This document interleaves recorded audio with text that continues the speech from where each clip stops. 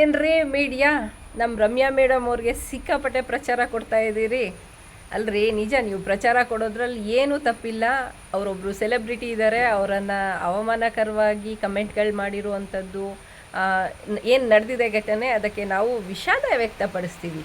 ಆದರೆ ಮಾನ ಪ್ರಾಣ ಕಳ್ಕೊಂಡು ಎಷ್ಟೋ ಜನ ಹೆಣ್ಮಕ್ಳು ಮಣ್ಣಲ್ಲಿ ಮಣ್ಣಾಗಿ ಇವತ್ತು ಅಸ್ಥಿ ಪಂಜರಗಳಾಗಿ ಧರ್ಮಸ್ಥಳದಲ್ಲಿ ಸುತ್ತಮುತ್ತಲು SIT ತನಿಖೆ ಮಾಡ್ತಾ ಇದ್ದಾರೆ. ಭೀಮಾ ಒಂದೊಂದೇ ಹೆಣ ತೋರಿಸ್ತಾ ಇದ್ದಾನೆ.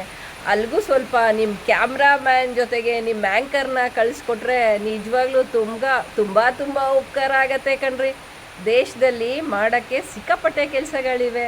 ಅದನ್ನು ಬಿಟ್ಬಿಟ್ಟು ಒಬ್ಬರಿಂದನೇ ಓಡಾಡಿಕೊಂಡು ಅವ್ರಿಗೆ ಕಂಪ್ಲೇಂಟ್ ಕೊಡಿಸೋವರೆಗೂ ಆಫೀಸ್ವರೆಗೂ ಹೋಗಿ ಅಲ್ಲಿಂದ ಅವ್ರ ಕಂಪ್ಲೇಂಟ್ ತಗೊಂಡು ಆಚೆ ಬರುವಾಗ ಅವ್ರ ಮನೆಗೆ ಹೋಗಿ ಡ್ರಾಪ್ ಮಾಡಿ ಬರ್ತಾ ಇರೋ ಮೀಡಿಯಾದವರೇ ಸ್ವಲ್ಪ ನಾಚಿಕೆ ಮಾನ ಇರಲಿರಿ. SIT ತನಿಖೆ ಆಗ್ತಾಯಿದೆ, ಬನ್ನಿ ಅಲ್ಲಿಗೂ ಸ್ವಲ್ಪ ಕ್ಯಾಮ್ರಾ ಎತ್ಕೊಂಡು ನಿಮ್ಮ ಆ್ಯಂಕರ್ನ ಕಳಿಸ್ರಿ. ನಾವು ಕಾಯ್ತಾ ಇದ್ದೀವಿ ಇಲ್ಲಿ. ನಾವೇ ಎಷ್ಟು ಅಂತ ಮಾಡೋಣ ವೀಡಿಯೋಗಳನ್ನು. ನೀವು ಸ್ವಲ್ಪ ಜವಾಬ್ದಾರಿ ಇಟ್ಕೊಂಡಿದ್ದೀರಿ.